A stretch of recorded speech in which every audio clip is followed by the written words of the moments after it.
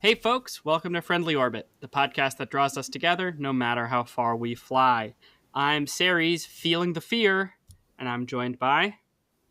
Thea, excited about my first TPK? Question mark. Oh, come on, there's no way you can TPK in Daggerheart. You'd have to do something grossly wrong. Watch me. You may have heard them snickering in the background. We have guests with us today, as well as last time. Hi, Nereid. Hi, Copernicus. Hi, Hey, I'm hey. Myriad. Yay, guests! They're here because we're doing part 3 of our Daggerheart series. Thea, what's Yes. happened so far? If you've missed parts 1 and 2, Yes. We are playing the campaign frame of the Witherwild. Haven and Fakunwick are at odds, and the Witherwild, the all-consuming natural overgrowth, is threatening to consume both of them. We have intercepted a message about a village that is about to get trampled by a Witherwild devouring behemoth. And Haven is not going to do anything about it except issue a warning, which the village has ignored because they don't trust Haven. Rightfully so. The heroes have decided to help these people, even if it's not their village, because they are heroes. I was convinced. Our heroes are Homer McCark, a Homer, sorcerer, a Simia sorcerer, protector of the forest.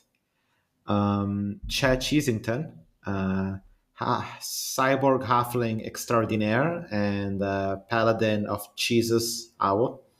And Cat, short for Caterpillar, a Havenite wood chopping machine that has chosen to unshackle herself from her programming.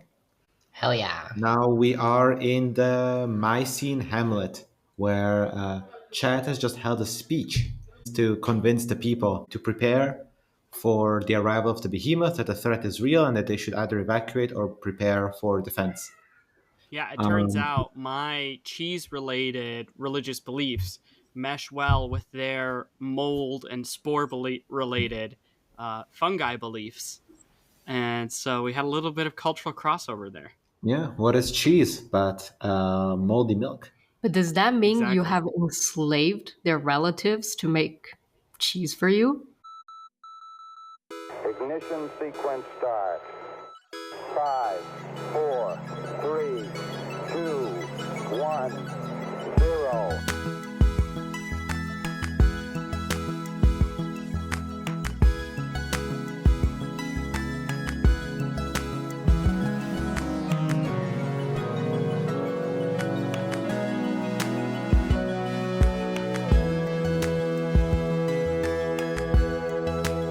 All engine running.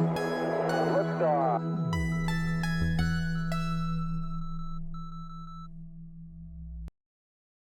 So I was planning on casting Minor Illusion with at the expense of one hope and one stress to be able to distract the monster that's making its way over here, so that can buy us more time. What are the hope and the stress for? Yeah, the hope are to So the apply the hope is to experience. apply my experience as guardian of the forest or use Right. Hawkeye, but I think Hawkeye is more appropriate. And for the stress, I am actually using my sorcerer primal origin. Yes. Because over here, what I can do is that I can use stress to gain a +2 bonus to the action roll's result when I cast a spell or when I make an attack. And here, I do a spell cast roll. So Cool. that's what I did. Yeah, the spellcast roll was sadly not very good. It was, It was at least you rolled with hope, I think. yeah, yeah. But it was in total a 14, and because the plan seemed a bit like a stretch, I set the difficulty higher than like if it had been like something more straightforward. Yep. 14 was sadly not enough. Yep. So you manifest the image of a fangirl, kind of like almost like as bait Yep. to try to distract The monster. the monster, slowing it down. Right on a tree, right before the wall of mist. And as the creature is about to step out, all you see is almost like a tongue or like a tongue kind of leash out and like snap at the illusion, and the illusion immediately vanishes, and the tongue sound sort of is retracted inside the mist. But it seems like the silhouette just keeps stomping ahead and is about to cross out of the mist and become visible. Cat, how do you try to contribute? I am helping an old fungal lady to properly leave the expected impact area. You're okay. So you're assisting a fungal lady. Can we make it a bit more than just a single fungal lady to give it a little bit more weight when I make you when I give you Okay. your role? Yes, you can make it be 100 fungal ladies. 100 fungal ladies, and you're carrying all of their bags. They all look the same. They're all called Myrna. Celium. Yeah. By the way, Chad, the girl that you flirted with, the fungal girl that you flirted with, The archer. her name is Svenicillin. Svenicillin. Svenicillin. Svenicillin. Yes. Oh wow, I don't know that anything sounds that kind goes of better exotic. with cheese. Match made in heaven. All right. Yeah, amongst the people, like most of these people are fungirls, but Kat, you will notice that there is a clank here as well, and this is a clanker made of wood, mostly overgrown with like lichens, and it's an old clank, and yeah, he's part of the community, and he's also going to help evacuate.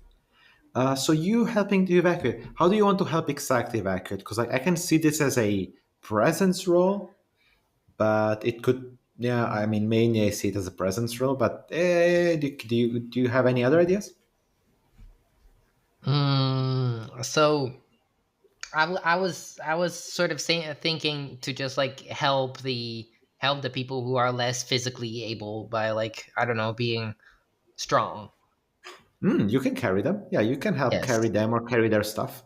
I will. I Uh, will. I will personally carry 100 elderly ladies out of town. yeah, 100 purses.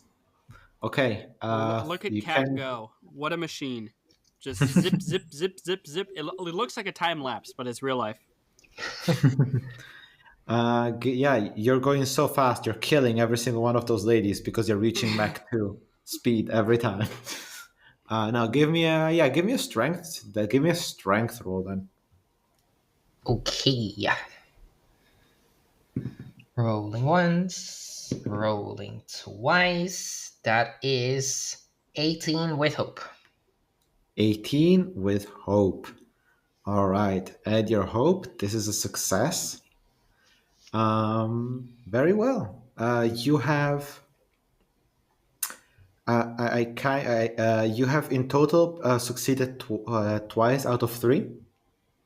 You have brought light and been heroes to these people, and you are preparing them to face a threat that, if hadn't you been here, they would have just been massacred. But now there is a chance, and because of this, you have a pool of 4 hopes that you have gathered thanks to your heroic deeds. You can spread them amongst yourself as you please. Right now, or do they stay in the pool? No, right now. Okay. Well, I guess I'll take one. I already have 5 hopes, so if Okay, how many do you have, Homer? I have only 3 left. 3 Okay. hopes. Sorry, So I have I'm going to take two, and each of you is going to take one. Okay, yeah, I can erase 1 hope. Gain 1. okay, Gain 1. Because then I'll have 4 hope, and Homer will have 4 hope, and Cat will have 6 hope, and No, guys, I have 3 No. now. Copernicus misspoke. Copernicus has 2, not 3. Yeah. okay, then Copernicus and I'll just take 2 if that's okay Yes. with you. yes. Thank you. Yeah. So I Okay, have take 4 the- in your total. four. Thank you Yeah. very much. Hope machines. Does this count as a Hope. new session? OGM, No, Saya? it doesn't. You know it I'll doesn't. watch a good movie with you if it is. I know you will always watch a good movie with me. Nah, It's, if you don't give us hope right now, I'm watching Big Ass Spider with you. That sounds like a great time. What are you talking about? So I am. is the official Friendly Orbit lore that this is another day, or is the audience allowed to know that this is actually the same day? The audience is allowed to know the deep lore is more about like Ceres not wanting to watch bad movies, even though I keep forcing him to. The audience does not get to know what quantum scheduling we use to get all these episodes recorded. No. It is a secret. The same way they don't get to know what eldritch communication devices we use to exchange information custom for the show. Oh yeah, gotta keep some mystique around you. Yeah, exactly. We're in space, guys. It's all quantum. None of it makes any sense. The time has come. Out of the mist steps what appears to be a moose, a colossal moose that towers over you, over the village, over the walls. Oh wow! Actually, It's still okay, yeah. far away. Is it like chocolate or vanilla? Definitely chocolate. I saw like in Canada, they airdropped a wolf to catch a moose. The In the airdrop is in. forest. They dropped an helicopter and they told the Exactly. wolf, "Go, go, go, go!" Yeah, no kidding. Yeah. Then the wolf jumped out, pulled the strings on its like little parachute, Yeah. and was pretty landed. cool. And then I don't think immediately, it put it itself, but yeah, it was pretty cool. And there's this gigantic moose they were trying to hunt down. well, So probably this one. yeah, this one makes sense. Well, I think this moose is bigger. Yeah. There's so many questions that this story like surfaces, but I will not. I will focus on the game. Yes, Let's focus on the meter moose in front of us right now. yes. All right, I'm gonna mark a stress. Oh, by the way, this moose, colossal, completely overgrown with like plants and mushrooms. On its back, there's an entire ecosystem. It has like a big hunch, and like there's like in the whole ecosystem, you see several like flying, withered, very large birds that are kind of nested on its back. Its mouth looks kind of unnaturally dangling a bit, like its jaw. Its teeth don't look like regular moose teeth. They look a lot more predatory than a moose would be. And its eye is completely white. Oh, Its eyes are so it has cataracts. something like that. Maybe. Hey, I am always a hero and down to fight, but I'm just wondering if you guys are wondering if we can defeat this thing, Chad says. I also wonder if we are able to do this. Can I make? Oh yeah, we don't have insight check. Can I make an instinct check just to see if we can bring this down like on our own, or we should just like flee with the fangirls? I don't know if instinct is the right one for this. This seems more like if you need to make an analytical assessment of the situation, you need to roll knowledge. Okay, I will roll knowledge, but since I'm from the forest, maybe I can get an If it's a advantage. knowledge check, Cat could help, or actually, Cat can't help because it's not 5e, but Cat could just roll it. Yeah, maybe cat. Because she's as a wizard, she's got good knowledge, right? True. Okay, yeah, I have sure, plus yes. one, just so you know. I'll roll it. Homer has a +1. It's not that he is stupid. Yeah, well, I can Cat give has you a hope. +2, which is 100% better. I can It's give you crit. hope to assist. It's I already rolled and it's already a crit. Oh, perfect. Hey! So I will The mark first up crit a that hope. matters. Yeah. Yeah. Yeah. All right. Now, so personally, I am not worried because sort of I was worried, but then I heard that you aren't worried. Yeah. Chad so is never now, worried. Chad is just wondering if and you now guys like are I maybe am worried. uplifted by Chad's confidence, but also Yeah. I'm curious what our Dragon Master will say is the result of my knowledge. Well, you get the impression that like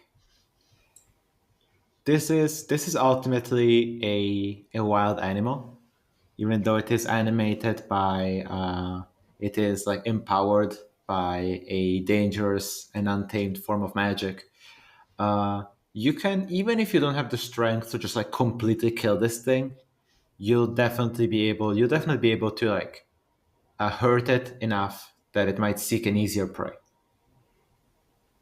Okay. That's pretty good to know. Yes. Feet. See, I never doubted. So it's a You quitter. have little faith. basically. Come on, have a little faith in the cheese god. We All can right. cheese this thing one way or another. So this moose is not an alpha, if it's a quitter. If we can want it enough. That's a good way of thinking about it. Yeah. This is That's- not an that- alpha male. Yeah. doesn't even know how to be a real moose, if you know what I mean. Yeah. Okay. I will spotlight the moose with That sucks. that does Why would suck. you?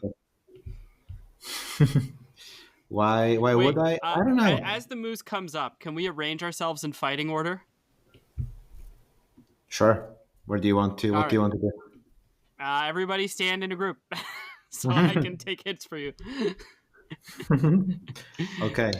You I will clump up. stand at the. We'll arrange ourselves in a chevron formation, and of course, I am the tip of the spear, the first one in. Perfect. Don't worry, I've got you, cat. In your case, the And- chevron formation is just a triangle because there's 3 of you. Yeah, exactly. Okay. Behemoth opens its mouth and it launches a powerful scream.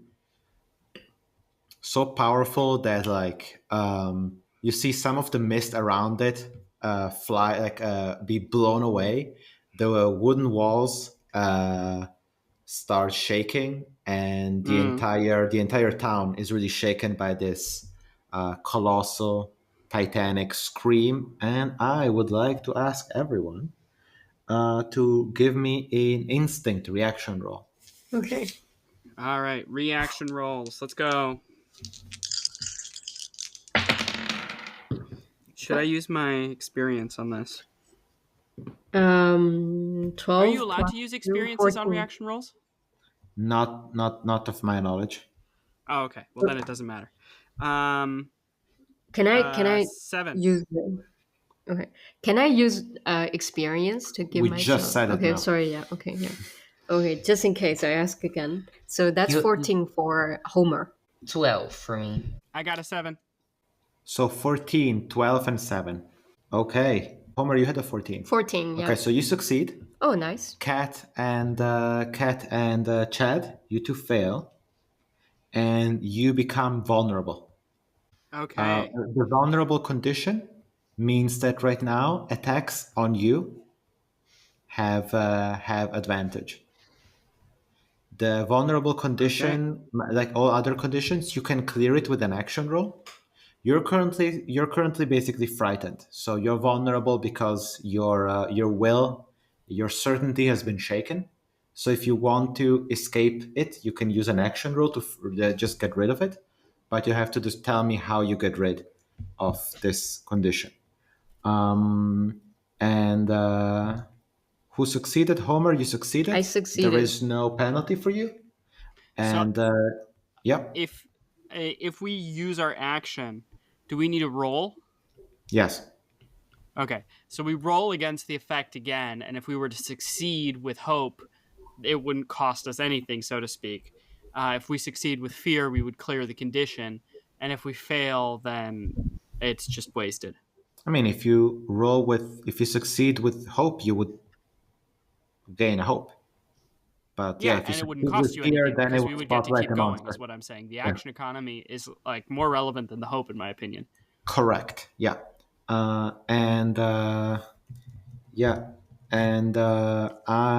because two of you failed, I gained 2 fear.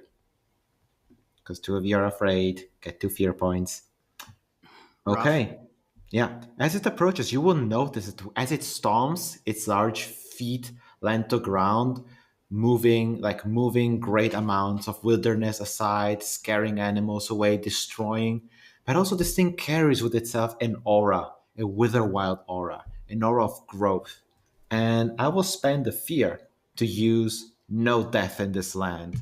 Wait, I will use a fear first to spotlight it again, and then I will use a fear to activate no death in this land. In the ground, the dead fungrel embedded into the mycelial ground, the ancestors, are summoned back on the side of the Witherwild, and three fungal zombies kind of like crawl out of the ground. So, and I think that they'll be in close range with you guys. Three fungal zombies show up and start looking around. Yeah, so I said at the start of the episode that I was feeling the fear, but I lied. I'm feeling the fear now.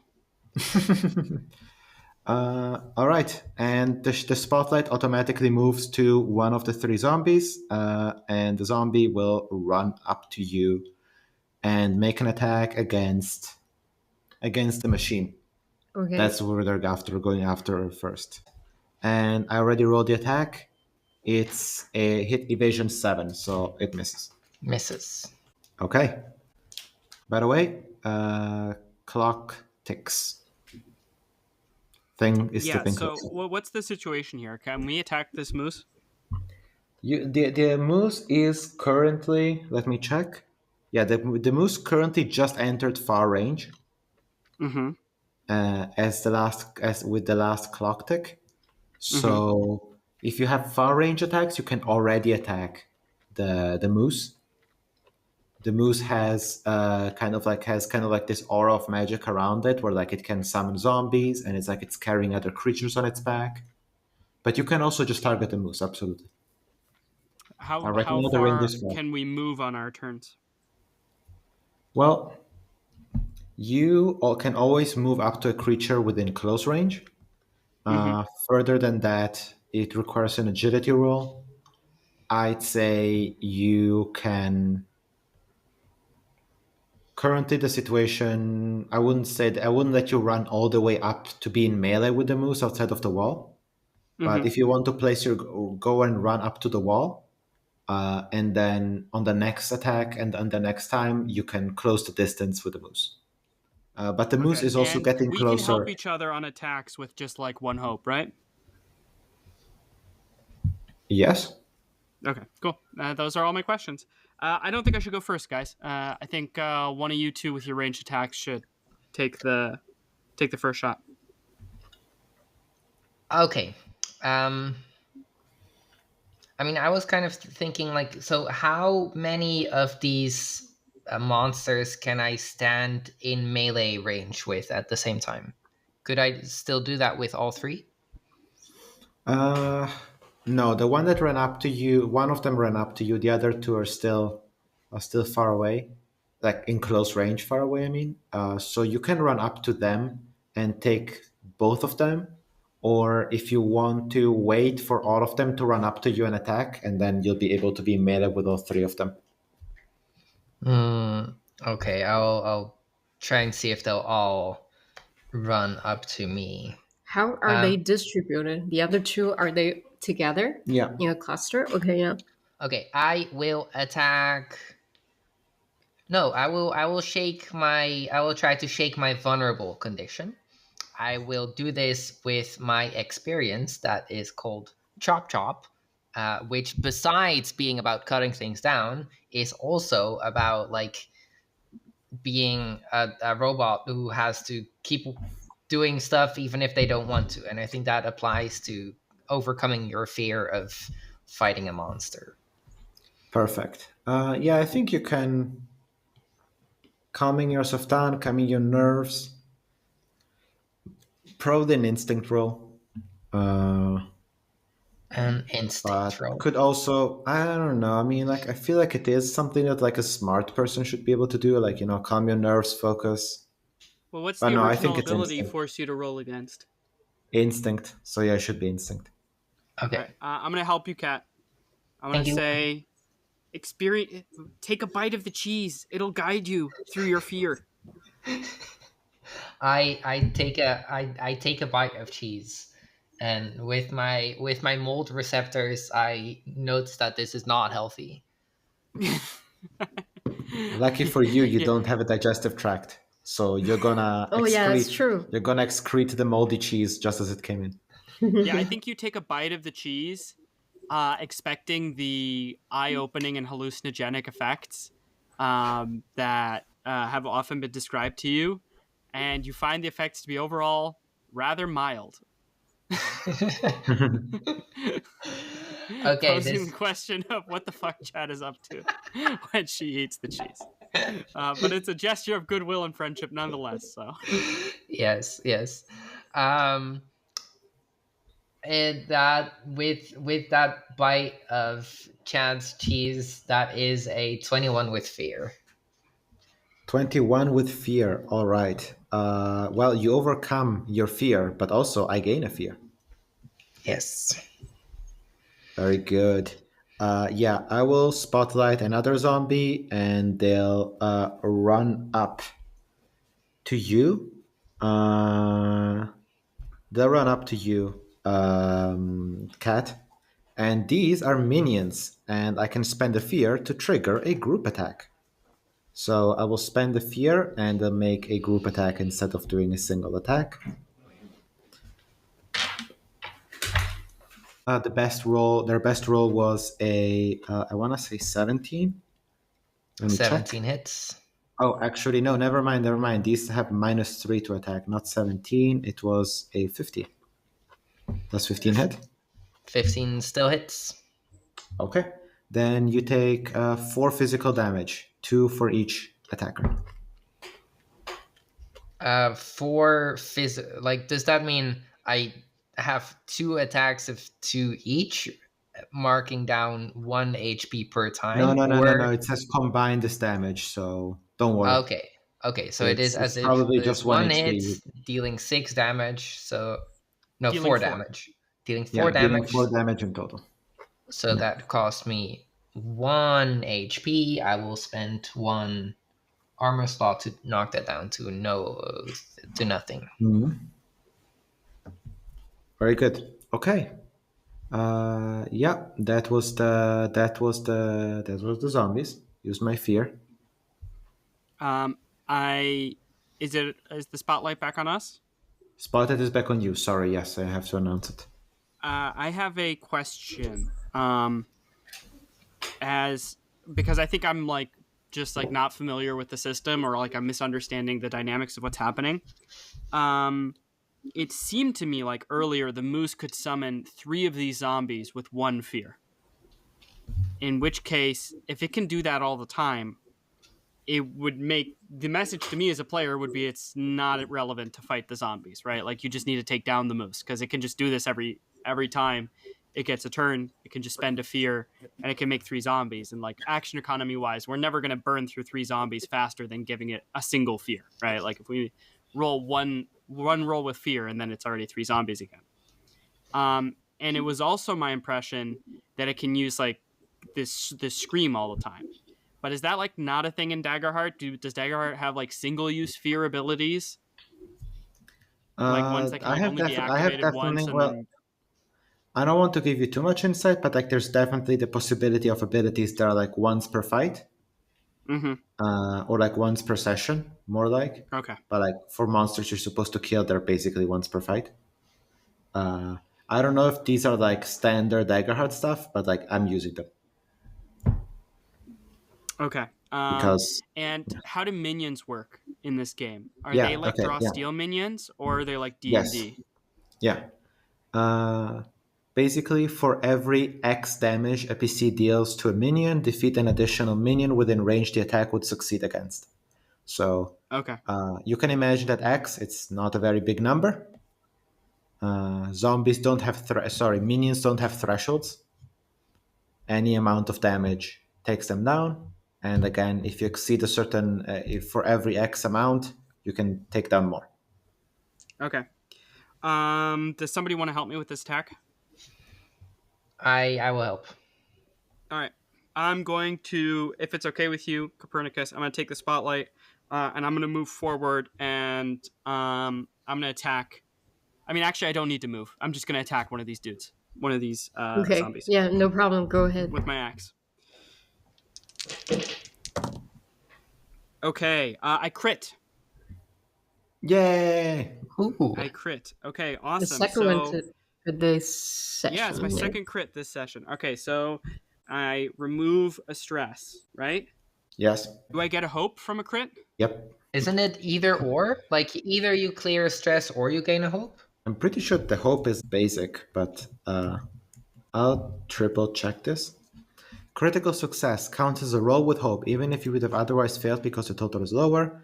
Along with gaining a hope, you also clear a stress on your character sheet. Additionally, when you critically succeed on an attack roll, you deal extra damage as described in the damage roll section on page 98. How much bonus damage is it? I'm checking how the damage thing works. Critical successes and damage. Your attack deals extra damage. Start with the highest possible value to damage die can roll, then make the damage roll as usual, adding it to that value. So you get. What's your damage die? At 1d8. 1d8. So what it sounds like. Is I roll my damage roll and I add 8 to it.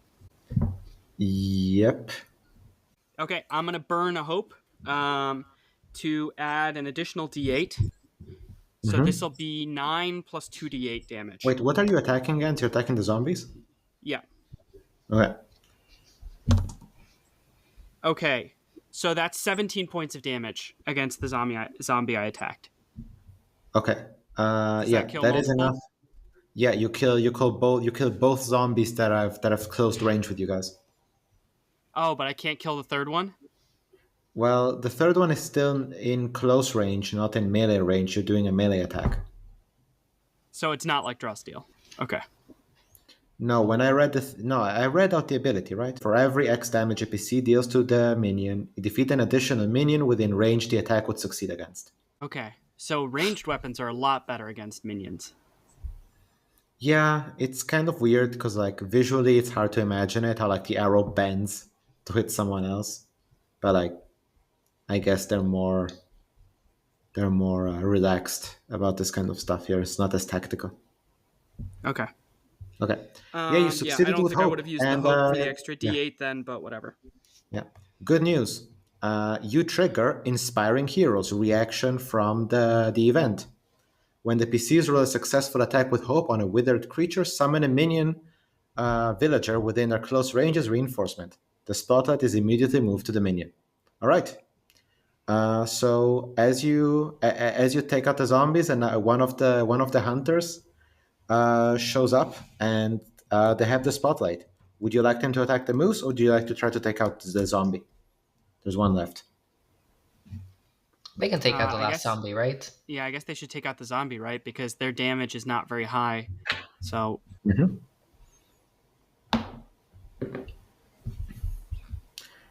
Yep, they rolled an 11 that hits the last zombie, and like they will deal damage, so the zombie dies. The last one, the last zombie gets hit by an arrow, right as you cut the other two down. An arrow falls down, and like one of the range just like lifts up a fist to kind of like give you a marker, like I've got you, give you a sign, got you. Okay. Well, it's still spotlight is still on you guys. Okay, can I target the moose? Absolutely. Okay, how far away is the moose? Still far range? can I go close to the moose? Yeah, moose gets closer when you roll with fear. Okay. So far, cat rolled a success with fear, right? Before my turn. That's why the zombies. Yeah, that's the And are there any other? I counted down, like it got closer. Okay, are there any? So I just was asking, like, how far away is it now? It's still in far range. Like far range. yes. Can I approach it? Can I run to it? It's just like it's far range still, but closer within far range. Yeah, exactly. Can I run towards the moose? Yes. Because I need to go to very close range. You won't be able to close that distance. That kind of distance just normally. You can roll and you'll get closer. Still not there, but this thing is approaching. So Yeah. So I was just wondering if it's worth it for me to use Area of Effect, or I can just use my Unleash Chaos on the moose itself because it is a far range spell. What does Unleash Chaos do? For Unleash Chaos, at the beginning of a session, place a number of tokens equal to your spellcast trait on this card. Make a spellcast roll against a target within far range, and spend any number of tokens to channel raw energy from within yourself to unleash against them. On success, roll a number of d10s equal to the tokens you spend, and deal that much magic damage to the target. Mark a stress to replenish this card with tokens. Cool. Well, it sounds like you can. I mean, it's a single target ability, so you can just target the moose at far range. The moose Yeah. is at far range. Yeah, exactly. Wait, can we do a tag team roll? Yeah, I think that would be great because here, if I use many stress, like I can push it. Yeah. Yeah, so if you are going to join me, let's Kat, do it you together. can initiate a tag team roll with Yes. with a Homer because Homer has already initiated a tag team roll this session. So I mean, he can't initiate another one, right? But you can Okay. initiate one with him still. Yes, I will do that. I will initiate Okay, a yeah, tag team you go roll. ahead. Yeah. Mhm. So what? Like we need to spend You spend 3 hope. 3 hope. Yeah, and then you need to and then you need to kind of like both do the same thing. So you also need to be attacking the moose. Yes, I have a staff that reaches very far. Very far. Okay. Yeah, it is far. I can reach it. Mm-hmm. Okay. Then both of you roll your attacks. You have to. How many tokens do you want to spend? Tokens. Guys, how many tokens? I have Just 2. all of them. Okay, yeah. I'll use all of them. I mean, here's a question, Thea. Is the damage from the roll added together and applied as 1 to the monster's thresholds, or is the damage of the roll applied as 2 separate attacks to the monster's thresholds? From the 2 players, you mean? Yeah. Is it 8 damage and 6 damage, or is it 14 damage? You know what I mean? Or is it 14 damage and 14 damage? The phrasing suggests that it adds up because it says you both roll damage and add the totals together to determine the damage dealt. So the damage dealt is the product of the sum of the 2. Yeah, okay. So you might not want to overdo it, but honestly, I think this moose is going to have high damage thresholds. Because it's I would just I'll use all. Put in all of it. Tokens. Yeah. Same. I'll use both my tokens because I have instinct for casting. Yeah. Do you want to mark a stress to increase your roll by 2? Yes, I will mark a stress. I think you have to do it before the roll is rolled. Yeah, I can. Yeah. I will mark a stress to increase by 2. Yeah. Okay, cool. So now I'm you have going a to mark +4. a hope to help. Thank you. So I have advantage. Who do you want to help? I want to help. I want to help Homer. Okay, thank you. Flavorfully, maybe I could help him get in range by like tossing him closer. Yeah. Okay. Or maybe holding him up or something, so he's got a better shot. Perfect. Yeah. Then roll with advantage, and you have +4. You, Homer, and Kat, you roll a normal attack, or do you do anything? I roll as normal. Okay. Can I also spend a hope myself over here? You can, yeah. Like I think to apply I don't one think of you your need to be honest, but you can. You could apply Hawkeye, right? Yeah, Hawkeye. So I can layer my advantage. Sure. So can you give No. Right, it's not layering advantage, it's just an extra +2. So instead of +4, now you have +6. Okay, yeah, perfect. I will use Hawkeye. Then mark the hope, remember. Yeah, I will. Fuck. It's not bad at all. It's very good. So 10 + 1. Do you just curse Sorry, anytime you roll a die? Sorry, Because this is a really good roll. 12. I thought it was 2 because it's too dark. Oh my god, sorry guys. Yeah, I take the curse word back. So it's actually 21 +6. + 6. That's 27. Yeah. Wow. With what? With hope. Or fear, With hope. Yeah. Okay. Oh, that is actually genuinely really good. Oh, very That nice. is so good. That's insane. Oh my god, guys. Like, yeah. So I rolled 18 with hope. 18 is also Nice. very good. So we both get so you hope. each get a hope back. You Yes. each rolled the 20 something, Yeah, you Does each that get a hit? hope, so you can. Yeah, I'm That just hope you marking marked. stress. Yeah. Perfect. Okay, roll damage. 5, 2, 7. Okay, plus anything, or is it just this? Equal to the tokens you spend and deal that much magic damage to the target. So Okay, there's cool. nothing more. And it's 3 from me. 3. Yeah, so that's 10 total. Okay, 10 Wow, that's total. not so much. Yeah, I was gonna Yeah. say this. We really built this up to. I mean, it's a D10 twice. Yeah, But you you each got a rolled. hope back, and you each hit, Yeah. so Yeah. that is worth something.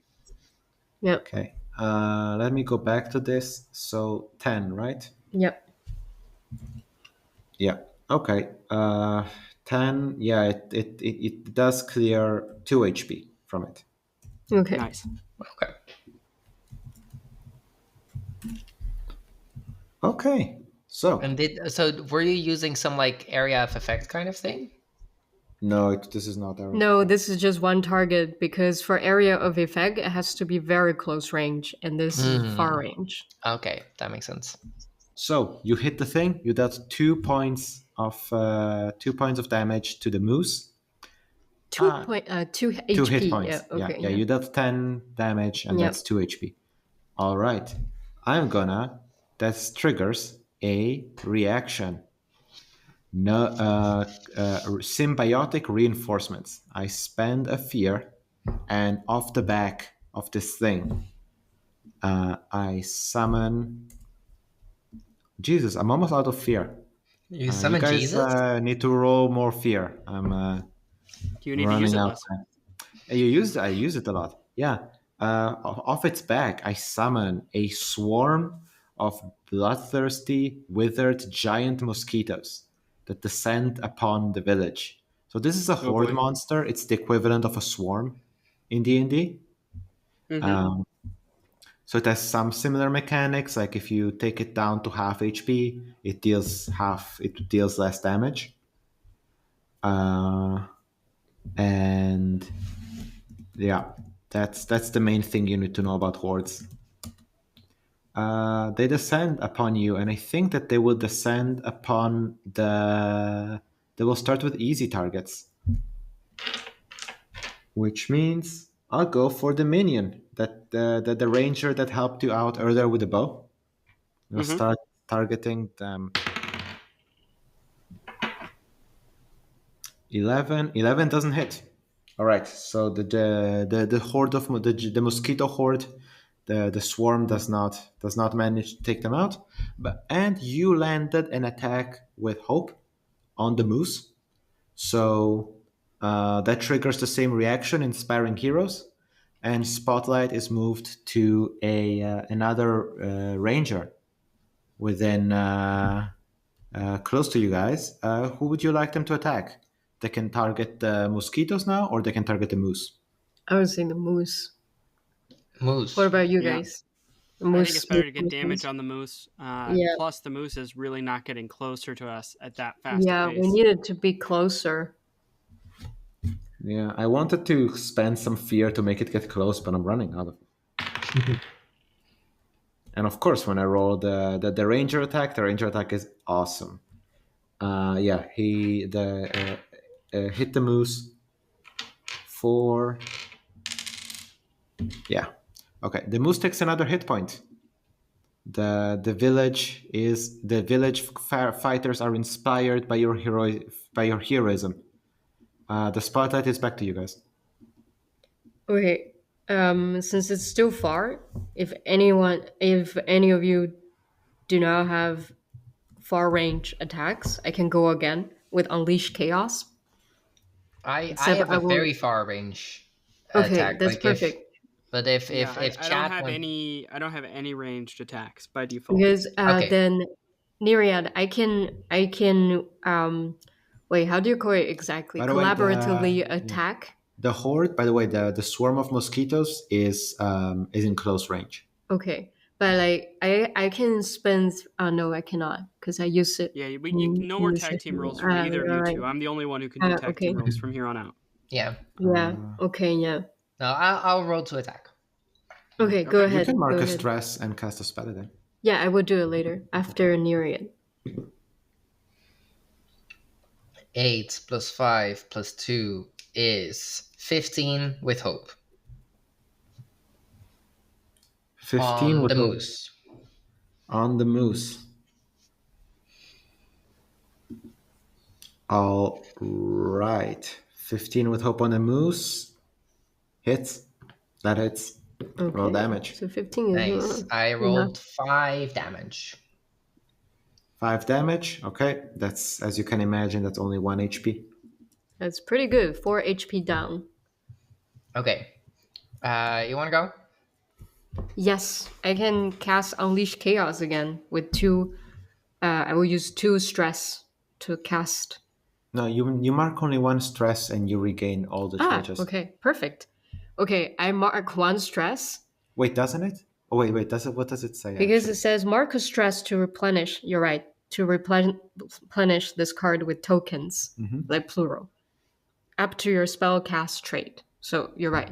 It's 1 Replenish stress, with and then tokens. it gives me 2. Okay, Yeah. 0. Okay. Okay, then, yeah. perfect. Yeah. And I'm gonna spend my hope again. And this time it's also with Hawkeye. Can you please give my dice back? Did I take your dice? Yeah, you did. Oh, I did. Yes. Yeah. Thank you very much. Hawkeye gives you a +2. Exactly. Okay, but I don't have advantage because nobody is helping me with hope from. No, I'll help you. I'll try Thank to you so much. swat mosquitoes and keep them away from you, so Thank that you you so have much. clear aim at it. So I'll give you Yeah. an advantage with my Thank hope. you. Yes. So I also spend like my hope to give the +2. Oh, this is not very good.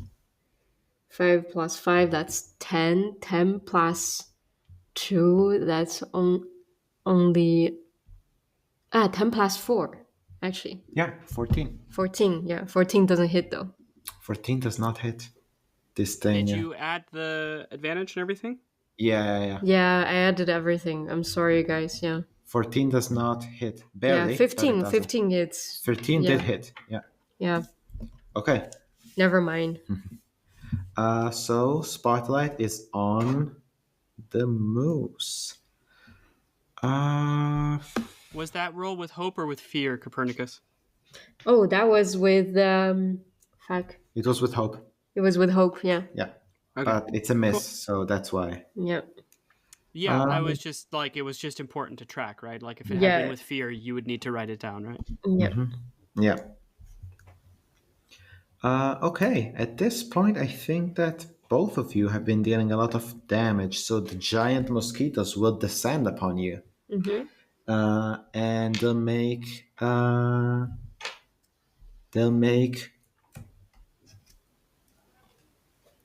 make a proboscis attack, swarming you, Homer. I haven't done much. What? I haven't done much damage. You Not as blasted much it. as I wanted to.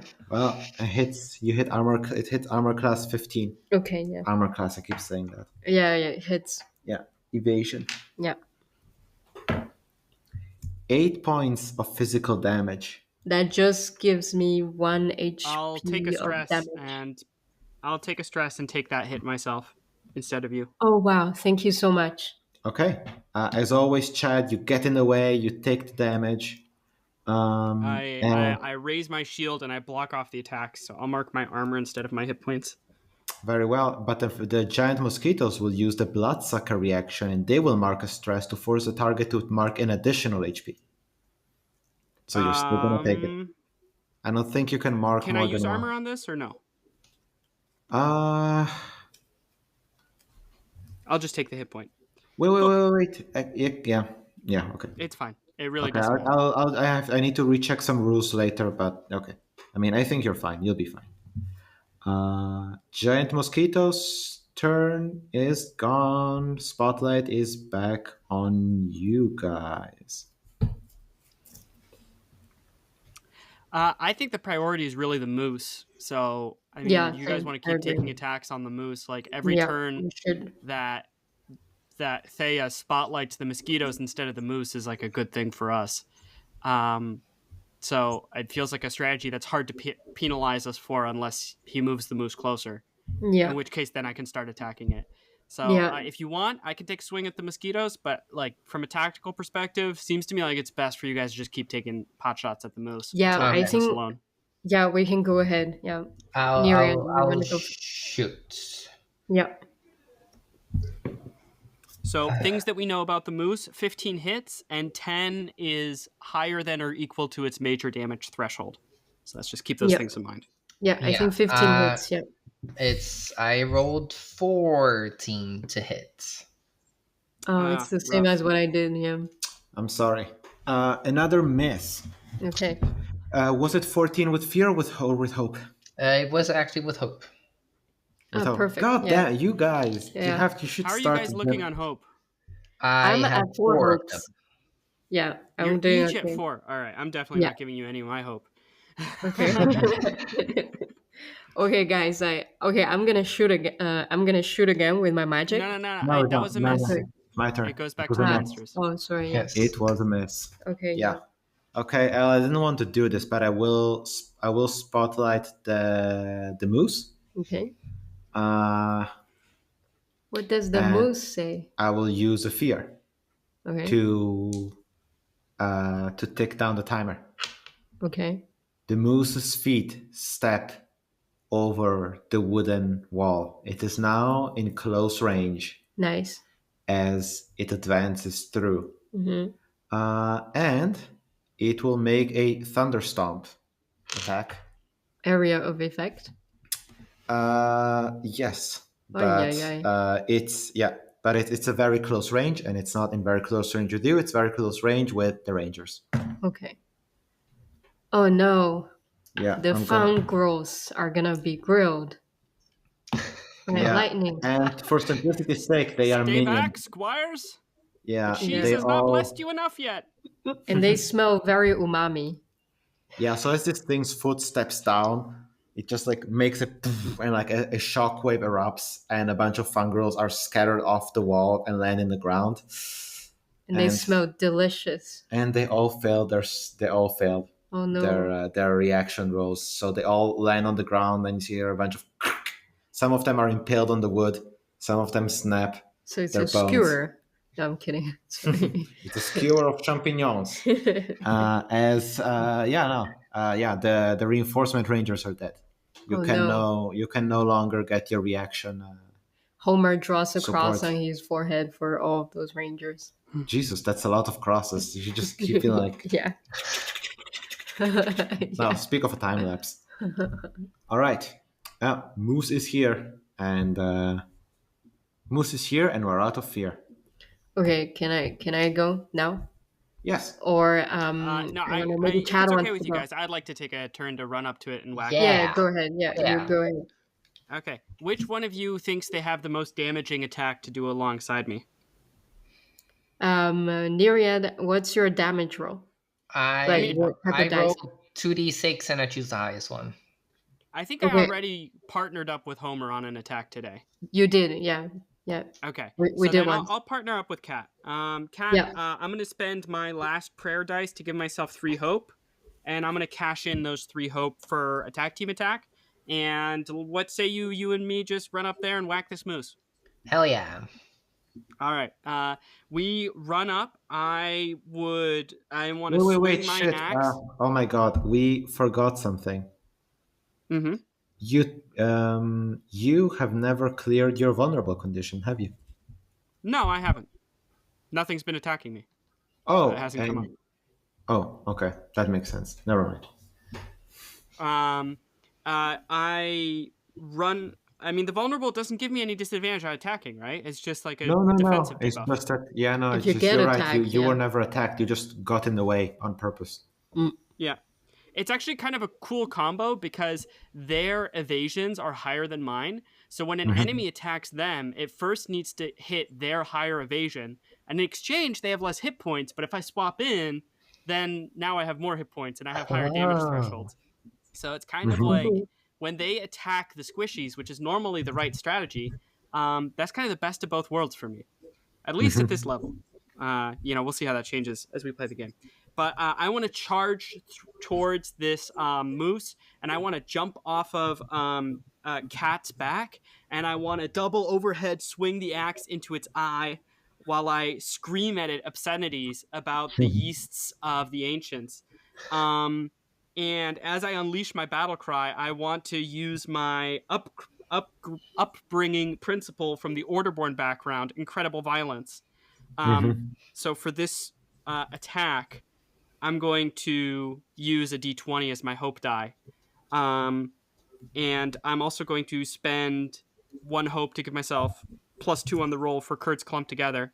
And I'm going to ask, it would be cool, Copernicus, if Homer could back us up on this and give me an extra d6. I can give you an extra d6 with my hope. That's awesome. Thank you Dr. so Hope. much. Yeah. All right, I'm going to welcome. mark I off my last imagine, hope. because you're jumping very high, I imagine that he could be propelling you up with magic to Yeah. power you up. I could throw you, you know? Yes. Cat is already kind of doing that. Well, I can like, You can magic him up. I can Help like along the way. throw while I'm in like the air. on top of Cat, and then I'm throwing you from even a taller spot. That's not how Newtonian mechanics function. And you know, monkeys have really long arms, so it's like tossing you out with like long belts. I hope we roll with hope. I'm actually, you know what? I'm actually not going to use the Kurt's clump together +2 bonus. I think I have a better thing to use the hope on. I think with the d20 and the d12 and the d6 and the +2, I should hit. I don't think I need the extra hope for this. So, Okay, yeah. Don't worry. I'm going to save that for the smite. Yeah. Oh, no, never mind. Yeah, go. All right, I'm going to roll, and Kat, you roll too. Yes. I rolled 17 with hope. That's nice. I rolled a 16 on the d20, my guys. I've got a 25. I've got a 27 with hope. Damn. That's nice. Okay, so you get a hope. Kat, you and I each rolled with hope, and Yes. I assume 27 hits. Yes. All right. I'm going to. This might not be tactically sound, but it's tactically what I want to do right now. I'm going to spend both of my hope to smite with 2 extra d8. So I'm rolling 3d8 plus 1 damage. Go ahead. It's 4 from me. Okay. How much from you? 4. All right. I rolled 12. Damn. 16. Yeah. How much damage is that? She is so powerful. Wait, 12 in total? 16. No, 12 from me, and then 4 from Nereid. yeah. So Sorry. 16 total. Yeah, I forgot that you have to add them up. Yeah, that will be 3 HP of the moose. Nice, I yes. could jam your axe That's into it. its eye. Hell, That's it. yeah. What do you mean that's it? I mean, it's dead.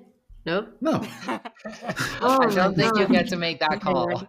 Yeah, that's it. It must be dead. There's no way. We took out, what, 7 hit points off its back? Okay, it's gonna run away. It give up. It's a quitter. All right. Damn. All right. That was a success with hope. That was a success with hope. You guys are on a roll, and I'm out of fear. I can't even spotlight this thing. Mhm. Oh my god. Can I go again, you guys? Or do you want to go, Homer? I mean, what I can do is to use my staff because now it's very close.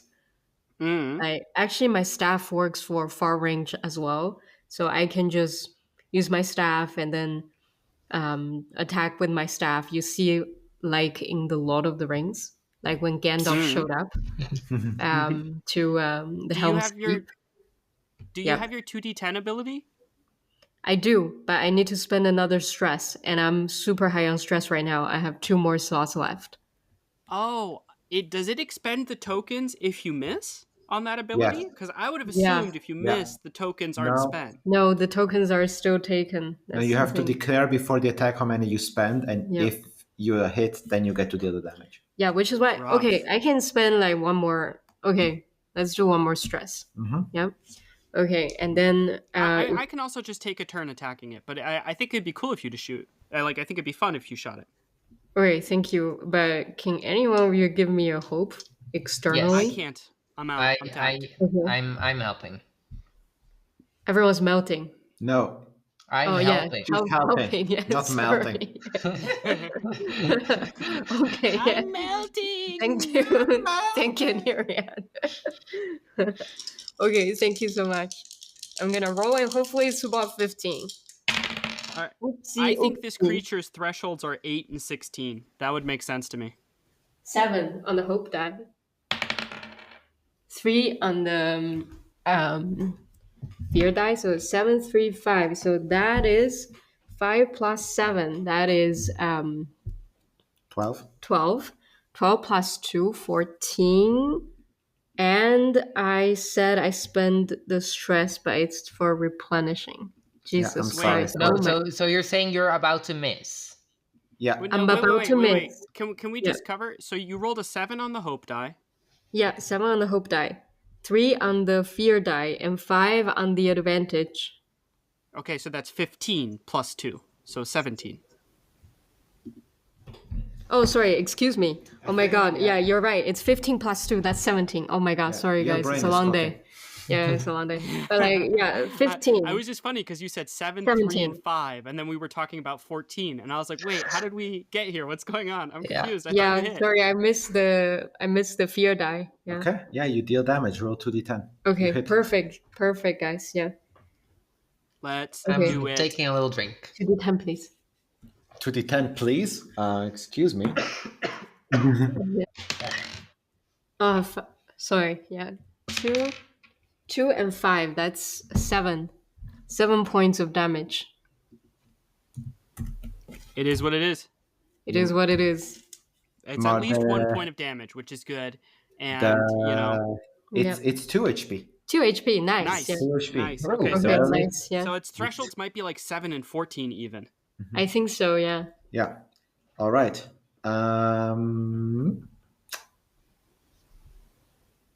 The moose starts retreating Nice. Yes. after being blasted, hit in the eye, and massacred. It starts retreating, and the swarm of mosquitoes that are flying over you finish sucking up the corpses of the dead fungrels that were in the way. And then they join the moose as it retreats and disappears into the mist, perhaps to be seen again. Oh, can you make it more dramatic that the moose drops its antlers No, in fear? Okay. Yeah. you can't So we just do haven't this on seen anyone. command. You know, like if it gets too heavy, it just drops like spontaneously. Do you ever get so scared that just all your hair falls out? It's It's- crazy. Yeah. I mean, there's these like lizards that do that, right, with their tails. Sure. Yeah. Yeah, but that's My for a lizard does specific that. purpose. But actually, they do drop antlers, and they get scared when the antler Yeah, drops. I mean, they and drop don't- antlers annually. That is Like- that is the reverse. If they get That would be scared when their hilarious. antlers dropped, that is Yeah. not they That would be drop when hilarious. they're Hey, scared. listen. If Chad had yelled that like Chad charged up and was propelled into the air, and then she hacked at the horn, antlers? then maybe with Let a it smite. drop. Yeah, but you didn't. So no, you carved out its eye, which is pretty badass. And like, yeah. By the way, where the blood drops, when it hit the ground, it immediately transforms. All the grass immediately like grows a lot thicker. New fauna Oh, wow. like grows out, and like you're pretty sure that like some of the rocks on the ground have turned into like toads. This reminds me of Wow. Princess Mononoke. Yeah. Sorry for the spoil. Or just I don't thought say you were what going the to say spoiler sorry is. for giving Thea crap about calling it like Princess Mononoke in session 1, and then being upset that it wasn't literal Princess Mononoke. Yeah, and then making still a comparison to Princess Mononoke without any context, then saying sorry for the spoiler, thus implying that actually this is relevant to the finale. Chad would like to run over to the injured minions and see if maybe she can patch them up. I don't have enough hope to like use my magic, but I must know first aid of some kind. I can like use local herbs and stuff. Well, I can help. I will leave it up to the die, to the side. I'm sorry. Rolled under the average.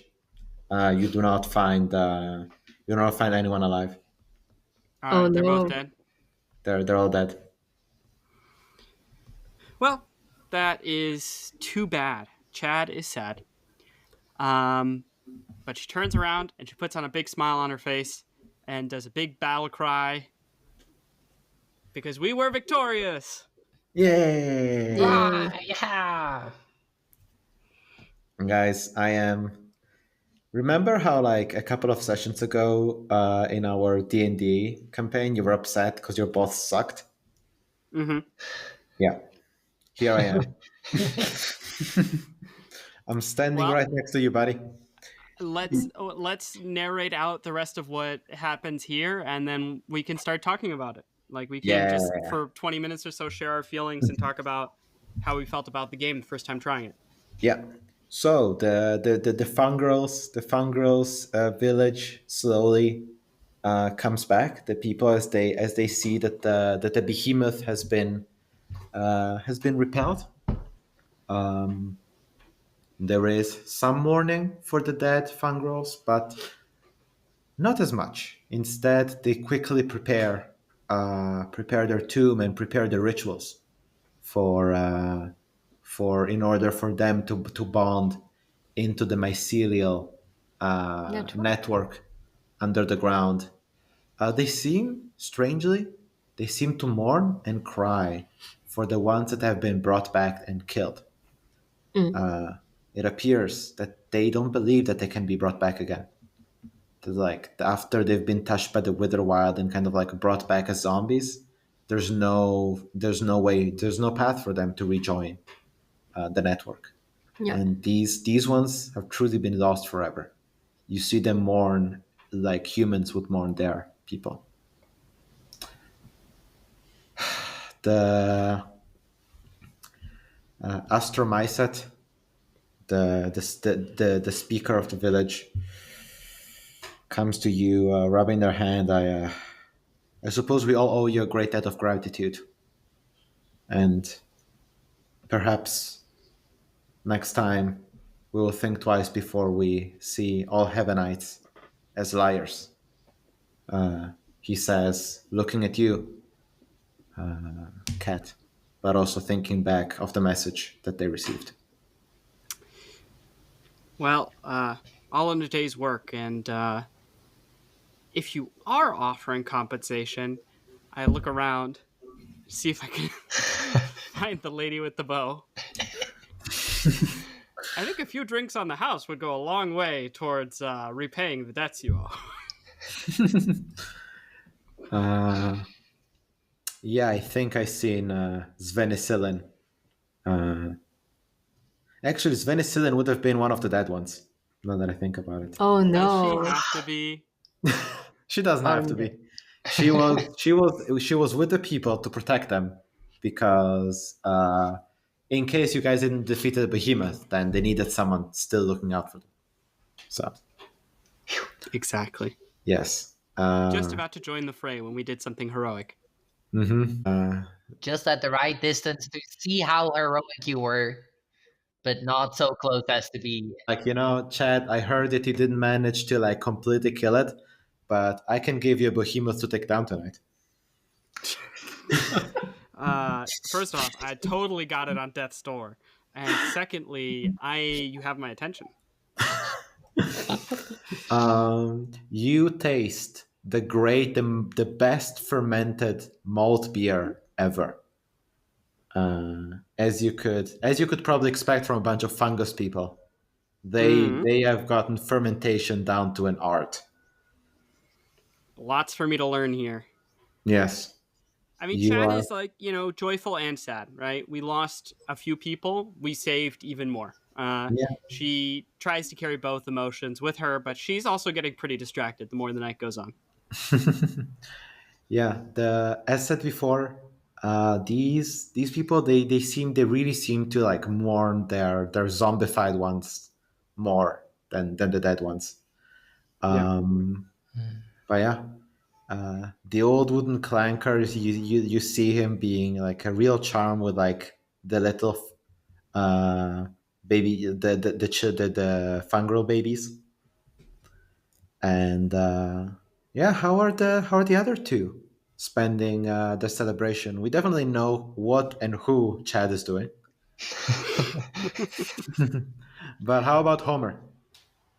So I would say Homer helped the people to cure their wounds, all together with the We're also celebrating. It's an evening of celebration for. yes, that happened earlier. And then I think he would hang out with the local people and then talk about the forest, what kind of news they've heard lately. Mhm. And he would drink some fermented cider or whatever. Malt beer, the Okay. best one you've ever drank, because of course they're very good at fermentation. But besides mold beer, Mold beer, that's a good one. yeah, mold I said beer. malt beer, but it could be mold beer. You mean malt? Yeah, Yeah. Okay. it Yeah. could be mold. Yeah. Instead of the, usually beer has a nice like, Yeah. but instead of the foam, it's all mold. Oh All my god. It's a hair. nice bubbly mold. Yeah.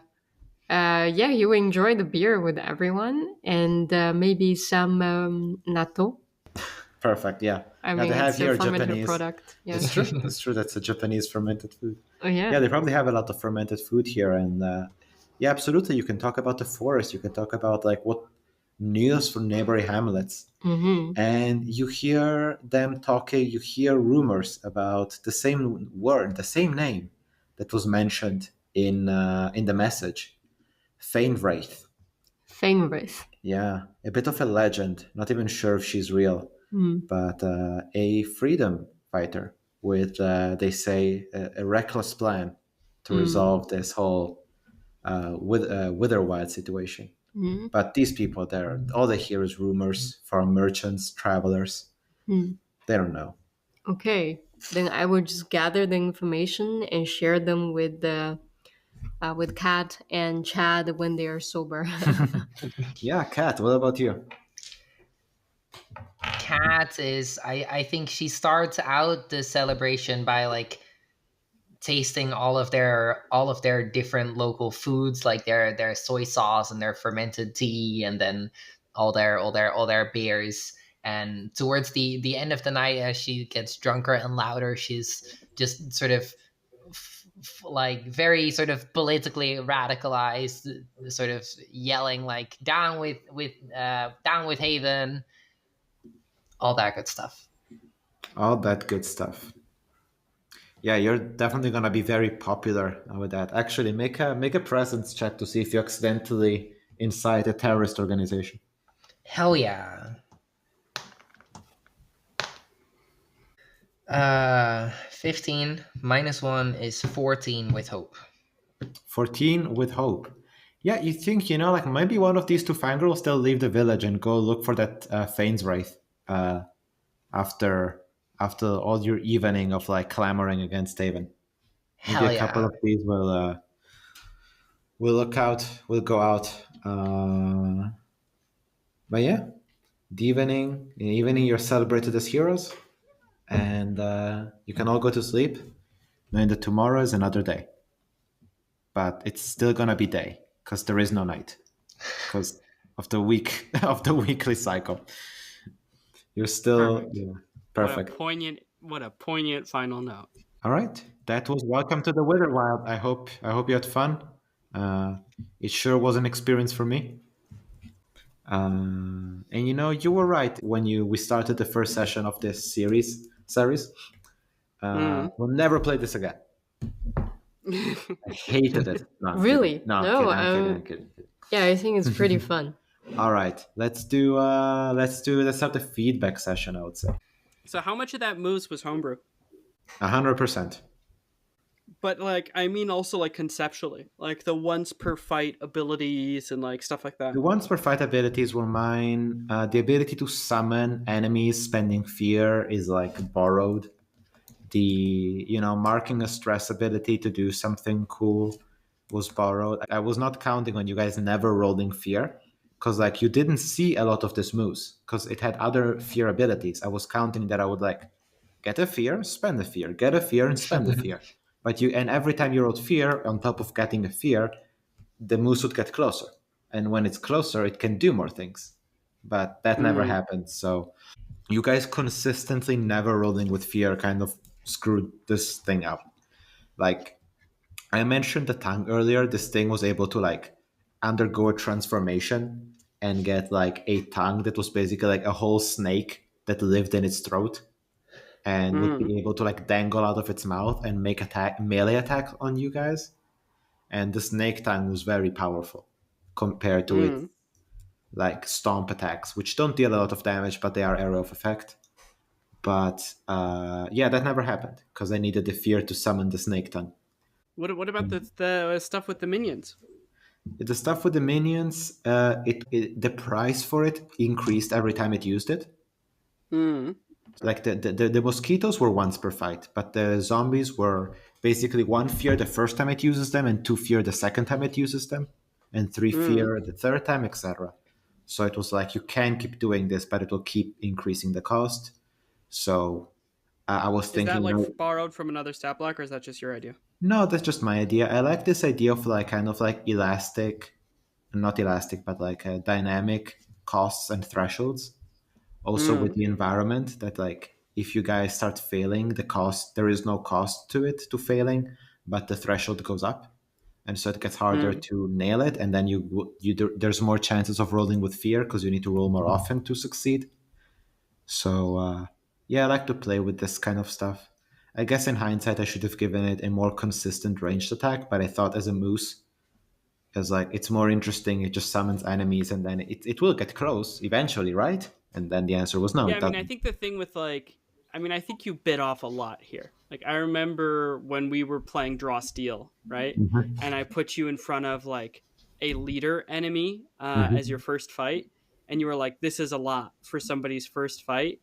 I would argue that taking a leader enemy out of the book is like nowhere near what this experience was of like, oh, this is an entirely homebrew monster that follows completely different rules than most other monsters in the book and can like do all these things, and there's like this very complex setup. I Yeah, I think in the know. end I had fun and it worked well, but I think it's like I think there's probably issues in the design of the moose encounter that will be obvious to you once you've played Daggerheart for like 20 sessions. And now it feels like, oh, you kind of got screwed by luck. Maybe that's true to a degree, but I also think it's a very ambitious design. I mean, Uh, the idea that you guys never rolled with fear. I mean, the game expects that sometimes you roll with fear and sometimes you don't, and you have consistently not rolled with fear. So that I know that the game does not expect you to do this. Yeah, Could I but I have mean, we designed? did roll. Like, I mean, we rolled. We two of us failed the opening scream. That gave you two fear. Then we rolled with fear right after that. That gave you a fear. Like we had rolled with fear in the time beforehand. I mean, you had like five fear to spend. I feel like, yeah, towards the end of the fight, you're right. We rolled with a lot of hope, and that's a variance that's inherent to the game and a criticism you can make of the game design. But you did have five fear at the start. Like, Yeah. No, no. I you mean, this know, move could have been designed better for sure. In hindsight, it's like, yeah, it probably changed a couple of things. Yeah, I mean, I don't think it's really the design. I think it's just like the idea is very ambitious and difficult to execute. You know, Yeah. so I feel like I don't want to fully put that at the system's feet, right? No, I think that like if I had said honestly, if I had said that like the timer ticks down every time that you guys do an action roll, Yeah, I think a lot of issues would have gone away because I feel Yeah. like the yeah, monster works very well once it's in close range, and it was yeah. just supposed to get closer and closer, and it didn't, and that was a Yes, I mean mistake. that's so. I mean, let's talk like from that perspective of talking about the luck, right? I Mhm. think this game is really high variance, and I Yeah. felt like you could feel it, right? Like if you roll. This is something also I just need to get used to, but it's a bummer when you roll high with fear and then you still get a mixed result. You know, like it's kind of weird when it's like, oh yeah, I try to persuade the people I roll a 23 with fear. It's like, yeah, technically that's a mixed success. And it's like, but I rolled a 23. That's like really high, you know? But beyond that, there's just like if you keep rolling with hope, I don't know. There's a few things in this game that feel like dangerous mechanics that are self-reinforcing mechanics. Like the tag team rolls as well. Like if the tag team roll is rolled with hope, it only really cost one hope, not two hope. like not 3 hope because you get 2 back. Mhm. So if you have something like I do where you can increase the hope die or increase the likelihood of rolling with hope, you really should use it on the tag team attack, right? Making tag team attacks feel pretty powerful if you can consistently generate hope, which the Seraph class can. Yeah. So that was kind of interesting, but it's also just like, I don't know, like sometimes you roll your D8 damage die and you just roll like a 2 on damage. And it's like, yep, there you go, it's 2 damage, right? Or like you roll you just roll bad. I mean, like the first session, like the first 2 episodes I felt like I was rolling, well actually just the first episode. I was rolling like a little below average, and after that I was rolling pretty high consistently, and it's like I don't know, it's just like a huge night and day shift. This game is not like careful with its variance, I feel like. Yeah. Yeah, Yeah, it's for sure. definitely. I Like sort think. of the damage thresholds is like one of those systems that like adds a lot of variance. Yeah, it's interesting. Like, if I like, I mean, I think they kind of actually smooth variants, but they can make it a little counterintuitive. Like, it feels a little odd when like 7 damage deals 1 hit point and 8 deals 2. You know, like of It's sort course of the like that, like that is double. Like that is sort of as much variance as you can imagine. Well, what they do really is kind of like they put an upper threshold and they bin, right? So like the yeah. binning is creates variance, but the upper threshold reduces variance. So there Yeah, I is mean, I a. don't think the binning actually increases very. Like, if I roll a d8, right, I can roll from a 1 to an 8. But if I can only deal minor or major damage, then that's 1 or 2, right? So one result is double the other. The other result is 8 times the other. I don't really agree that thresholds increase variance. They decrease it, right? They Like they I don't come. know. Suppose we imagine like a monster that has, let's say, 4 or 5 HP. Like I think Yeah. that like the variance in how often you have to hit it before it dies. I don't know. I feel like the thresholds might make it larger. And I don't know. I mean, they kind of avoid you having a bummer turn, right? Like if you roll like a 1 on your damage die, You that's still deal basically one no damage. impact Sort of like that. Like that without a is true, damage but like threshold. sort of I don't know. Like at the same time, like the other sort of the other side of that bummer is. So like let's take my weapon for example. Mm, I roll 2d6. I choose the highest one. yeah. So like a 6 is the most damage I can do. So sort of like there will be plenty of monsters where it's impossible for me to roll good. Of course, like that is. You might say, "Oh yes, Yeah. that you're contradicting Yeah. yourself here. Exactly. Like that is as low as variance as it gets." But also, like it feels bad. Yeah, and I agree with that take. I agree with the idea that the damage thresholds can feel bad sometimes, right? When you miss by 1, it also kind of causes you to pay attention in an odd way. It's like, oh, this is really close. Like, for example, I don't want to just like smite with everything I have. I kind of need to estimate where I think the higher threshold is of the enemy and try and hit that spot on, right? Like I want to be just above the severe damage threshold. So I agree with you. Like I don't think it increases variance, but I do think it like reduces. I don't know. It can be a little bit Yeah, unfun in an odd yeah. It's way sort of at like times. there's too many game things to pay attention to. Sort of like I mean, of course, like we're playing this for the first time, but like I feel sort of between like you've got the HP, you've got the stress, you've got the hope, and like the hope you want to like make it not reach. You want to not waste hopes, but you also never want to be without hopes. Yeah. And then sort of like there's too many sort of game things that you need to think about. For example, today when we rolled the damage, as I think at several occasions, it was exactly the number that exceeds the threshold of the first tier of damage. And then we were able to deal 2 HP damage just from those rolls, which accelerated Mm. the combat, right? Yeah, I mean that's is that a good thing or a bad thing? To me, I think that's a simplified system. And To- I think overall, what we play today is simplified system compared to traditional D&D, and I think it's pretty easy to play with, and you Yeah. can maybe have more space for world building, collaborative world building, and for to improvise, basically. I mean, definitely fights have run faster than they would have if they were had been D&D fights. One thing that I would like to add on top of that is like That's sort of actually like a good point. what I'm hearing, kind of like from the point of view of someone who has homebrewed some of these monsters. is Mm-hmm. that maybe it's more fun if we have narrower damage thresholds, and we do play with the optional rule of adding a third damage threshold, at least to monsters, where you can do Mm, kind of like, I don't know, terrible damage or whatever you want to call it. So yeah. instead of 6 and 12, maybe it's more fun if it's like 3 and 8 and 14. So we bin it more. So more that there's more chances of like damage, small differences of damage to be meaningfully different. And then we just raise the HP of monsters. Yeah, I So mean, I it's don't know. like, I don't feel that negatively. I see that as an approach, but I don't feel that negatively about the damage thresholds. I think it's something you have to get used to and a level of gamified thinking that you normally don't have. But I personally feel like the more egregious thing where this game is like not careful with its variance is like with like I do not miss attack rolls. And like having to have attack rolls in this game sucks. Having it that like sometimes you want to attack the monster and your turn is wasted, or sometimes the DM wants to attack with their cool monster and their turn is wasted, is not particularly entertaining for either side, in my opinion. Like when your Chrome Wizard does the cool attack and misses, that's not exciting.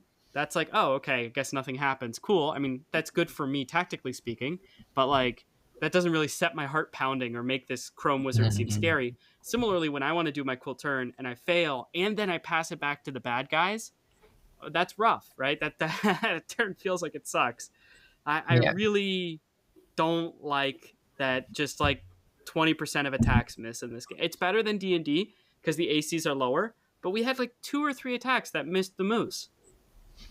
Actually, we had 4 attacks that missed the moose. And I was like, boy, that's not fun.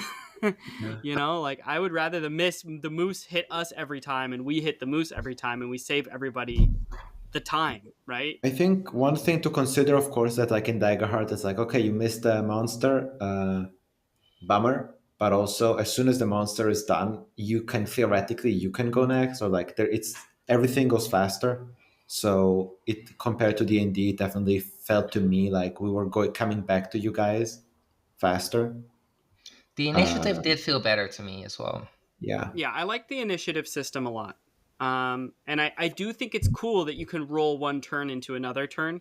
I don't know if ultimately it's worth it, but it is cool when it happens. I just felt a little bit like I was cheesing the system when I would spend my Seraph Hope to get 3 Hope, and then spend that on a combo attack, and then use my D20 Hope die, which means we get 3 attacks in. Probably because I'm probably going to roll good on the hope die because it's a d20 now, right? And then we both attack with hope. We get 2 of the 3 hope we spent back into the party, and we get to make another attack after that, right? Like Yeah, yeah. but that It also felt. doesn't. you made your character to be broken. It's like that is like not blaming you, but also kind of blaming you. Yeah, well, I mean, you can like I basically looked at the thing, right? And within like a half hour of reading rules was like, hey, I think I've got kind of a combo going here. And I can confirm the combo is kind of strong, and it was a lot of fun in the moment, but like I don't know. I feel like the game's not so well balanced. Like and That is true. Like there's I definitely there think. like Yeah, I there think are that broken combos that they kind of just are depending on you to like consciously not take them. yeah, the spirit of the game definitely feels like it's like this is not a game where like you're encouraged to have fun by gaming the system and figuring out your like coolest build the way that maybe Draw Steel would like you to. This Yeah, is a but like I don't game. know. At the same time, sort of like saying, "Oh yeah, you're not supposed to do that." Like that is not actually sort of like a strength, right? That's just sort of like admitting that they didn't care to fix it. it Yeah, kind Like of like I to get me the it implies philosophy, you but need also skill. it doesn't exclude you from like fixing it. It implies to me that you need a certain amount of skill to play the game well, right? That yeah, like you got to get used to it. You got to learn what the faux pas are. You got to build up a gut feeling for how to play the game right, which doesn't make it more accessible, right? That makes it Yeah. less accessible. And I think it's a valid, like, I don't think it's a crushing criticism. D&D is a game you definitely need to learn how to play, and I still have fun playing it.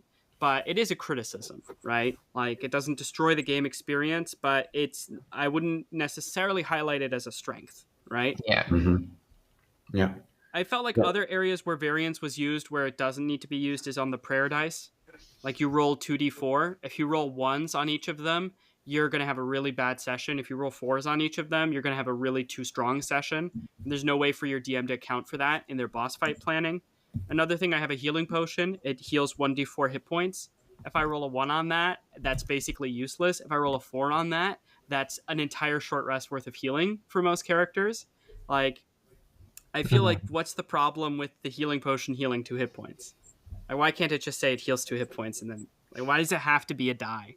Why does it need to be a die? You know, Yeah. why do I need to roll to hit and for damage? Can't I have one roll that integrates how well I hit the enemy, that like scales and damage? You know, it's like there are Generally, there parts. was too much like adding of numbers, sort of like.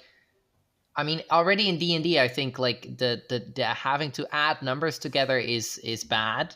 But like here, it's Mm, worse because here you always have to like at least add your 2 dice, then your modifier. They should have like I would have preferred if they removed an addition from this and to make it just like, oh yes, you roll your 2 d12s and you take the highest number. that's a point I super agree with. Right, like the advantage should just be +3. Like having the advantage also be a die meant that, there were times where I was like, okay, like for example, on the big mega roll against the moose, right? It's like, okay, I Yeah. rolled 16 on the hope die. So hope is higher. So keep that in mind. This is a roll with hope. Now I need to add 16 and I need to add 4 to it. And I need to add 3 from this die. So 16, 4, 3. Okay, at 23. And then I need to add 2 from my strength and 2 from my experience. So 23 plus 2 plus 2 is 27. All right, 27 with hope, right? And it's Yeah, like, a boy, bit it's a lot silly. of little numbers to add up. Yeah. Yeah. I sort of like, but like in terms of sort of like maybe we've been very negative, but like I there are like a number of things I do really like the tag team roles, love them. Like They're cool. the experiences are so good. That is really a system I enjoyed. Yeah, I Yeah, like the I agree. experiences as well. It was fun to come up with like the 3 laws of my, hometown and then make one of them and one of my experiences so that I could like reference it whenever I wanted to. Yeah, no, I mean, on the positives, I had a lot of fun with a lot of this. Like, I know the moose fight didn't turn out as well, but like in general, a lot of the other homebrew stuff that I used, that I wanted to use, that I made, I enjoyed. Uh, I even do have to say in that does make it a little harder to evaluate the game, right? Like it makes it a little harder for me to evaluate how environments work in the game, having only encountered them in the framework that you designed. But I did have fun with that. I mean, we didn't get into the like infinite losing loop. I'm not sure how that would work, like that kind of runaway effect. Every time you fail, it becomes more likely that you fail again. I was a bit I scared. don't Yeah. think I don't think that it's very dangerous because for you guys it's quite easy to get bonuses to your rolls, and you've been consistently rolling very high, and like the difficulty of the Witherwild forest was like 12, and you guys Mm. have been hitting when you were attacking the moose. You've been hitting armor classes above 20, and you've been Yeah, I mean that's with a consistent. special feature, though, right? I Yeah, mean, I I know, wasn't but going to use that what on the I'm saying is, Witherwild. if you get stuck in a rut, I think that like just using a hope for an advantage and one hope for to apply an experience, you get a +2 and you get an advantage die. You can probably beat like a 13, 14, or 15. Yeah, I mean, I still think kind of like just a hard out, like you get these many fails and then you're just done, would be the safer design, or like you need to try and reach this many successes in 2 rounds of rolls. Like a hard out where it's like, all right, you can stop rolling at this point, right? But anyways, I don't know. I enjoyed the montage test that we did as it was written. Mhm. But of course, that doesn't like necessarily reflect so much on the game because it's like not core to the game. I mean, the environments are, but not the framework. Yeah.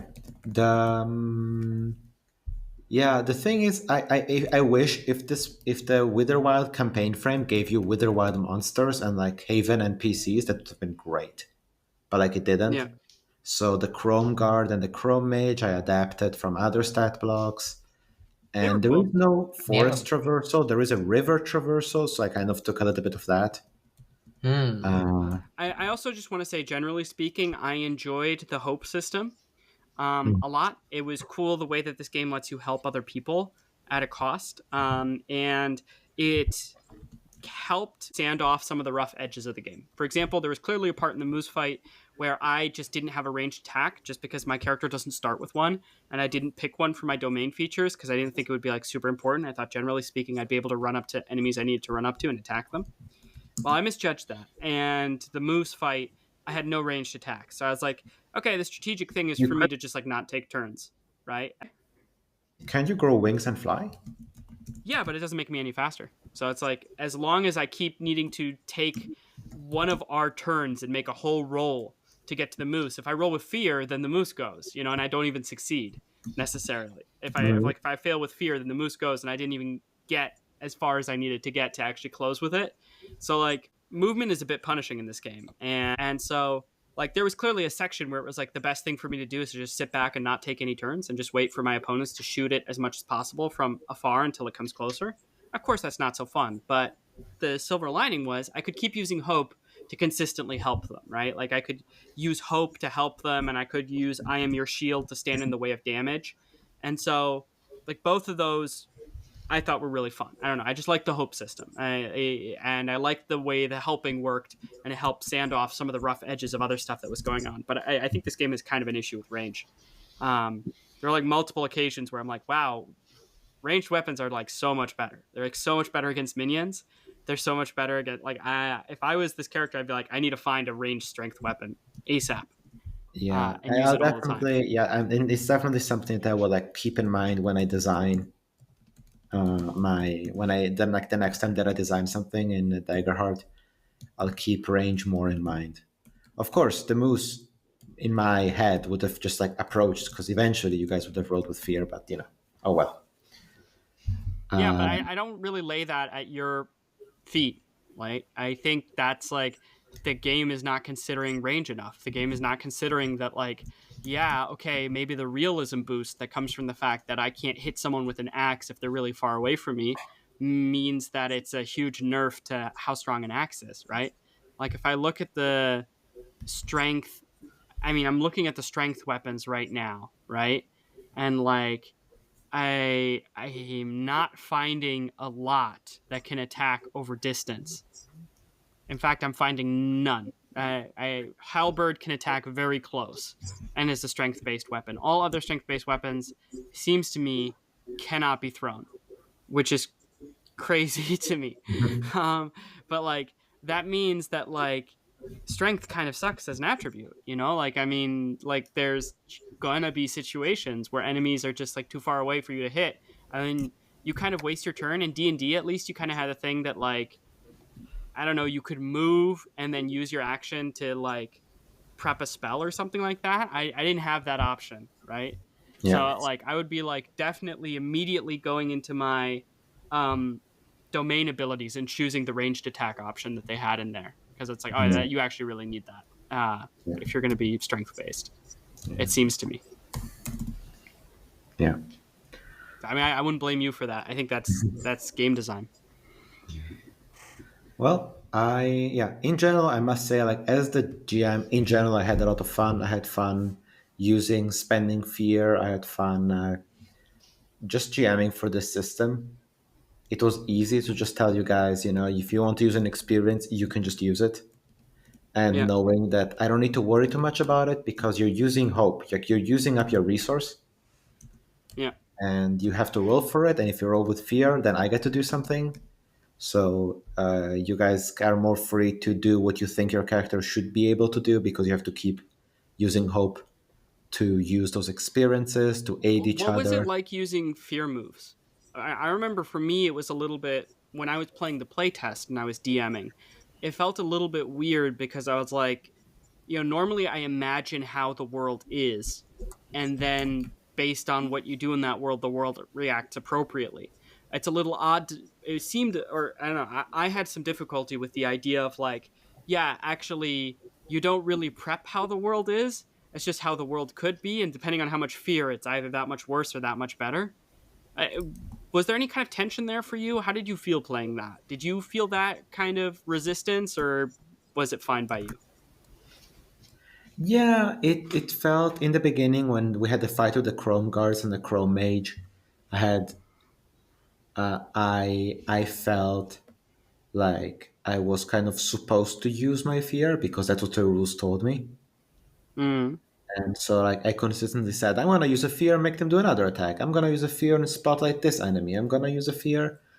And that felt that felt good. mm, That felt like these guys are supposed to be competent. These guys, the mage is supposed to be blasting you and feeling like a real threat on the battlefield and like feeling like the biggest guy on the battlefield. So I'm gonna spotlight him and let him do something cool, let her do something cool, and mm. that felt good. With the moose, I was a little bit afraid because it was like this leader monster. I was afraid of like, should I do zombies again? I have the fear for it. Should I do that again? And in hindsight, maybe I should have to just like keep keep the threat level a bit higher because then when you have the zombies, you need to attack the zombies, and could have resulted in more fear for me. I don't Mm, know. It definitely feels like you could overplay your hand and like it feels unfair. It could feel unfair. In the beginning of the game, you have all your resources, so I felt more loose about doing that. In hindsight, I could have made my final boss fight a lot like harder, and you guys would have had no issue with it. But in the moment, when I was designing the monster and when I was running it, I was afraid of coming across as like a bit unfair if I kept using my fear. So yeah. that feeling, that tension crawled up on me the more I played. But I think that it's Did you just ever consider just using fear for like real life stuff, like outside of combat? Like, no, sorry, I use a fear, you get lost in the forest.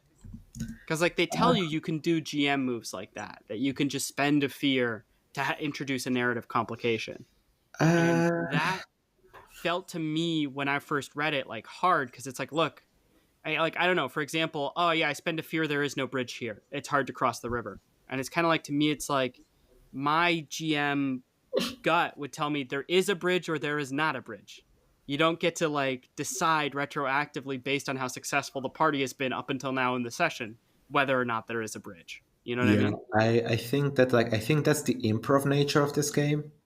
Like it Mm, demands that not just the player be improvising, but the GM trust themselves to let go a little bit of the handle and see what comes and what happens. mm, So I think that's part of like a game design philosophy that we need to get used to it a little bit, where a GM can just change a bit of the world with fear.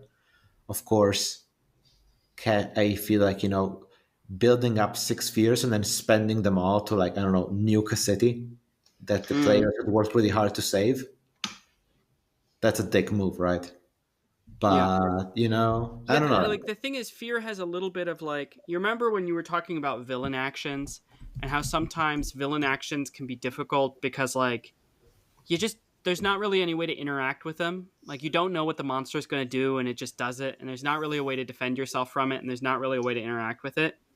I feel like Yeah, that's a little bit the risk with fear sometimes. Like if you bank up a bunch of fear and use it on a boss monster, it just starts doing all this stuff and the players can't really counteract that. Like they can't really choose like they can't really interact with that, right? It's just like, no, the monster keeps taking turns, and it's like, okay, but you know, like I can't stop that from happening, or like yeah, and it if the monsters can just like do random bullshit and you're like, oh, that doesn't really exactly feel fair because the monster isn't playing with the same rules I am, right? Which I'm saying like that's how it feels. I'm not saying that that is unfair. That's actually how the no, game is designed. But I yeah. feel like that's kind of the emotional risk of having like Yeah, spending I a bunch never of fear at the wanted to start of a use fight. fear like that this session. I structured the environment so that I had prepared ways to use fear. For Mm, example, I used the fear to do the grappling vines in the mm, Witherwild thing. In the forest, I also had a fear to that chameleon that I told you about. mm, I could have spent the fear if I wanted to have the chameleon ambush you, and then you'd have a short fight with the chameleon instead. mm, So I really wanted to to have all of these things ironed out before it started because I was afraid of using fear that way. yeah. I think, and like we've already talked about this, but like we talked about high trust and low trust game, where low trust Mm, game is a game where like the game imposes a lot of structure on you so that like you don't have to trust the GM. You can play with a stranger, and the rules will make sure that the game is kind of balanced and fun and fight and yeah. like fair for you. And a high trust game is a game where you have to sit down with someone that like you trust to run the game and to not dick you over, and that they know how you like the game and you know how they like the game, and you can kind of like, yeah, this is a high trust game. I think that those fear moves, like you can do stuff with them that could upset your players, and like you kind of have to know your players and know, or like learn what kind of fear moves are okay and which kind of fear moves make them feel like they're being screwed with. um but yeah, I think a lot of this game is like this game is definitely should definitely not be anyone's first TTRPG experience. Yeah, I mean It's that's the thing, right? The simplicity would draw people in. I I don't know exactly where I land on this. I had a good time. I enjoyed my character. However, I do think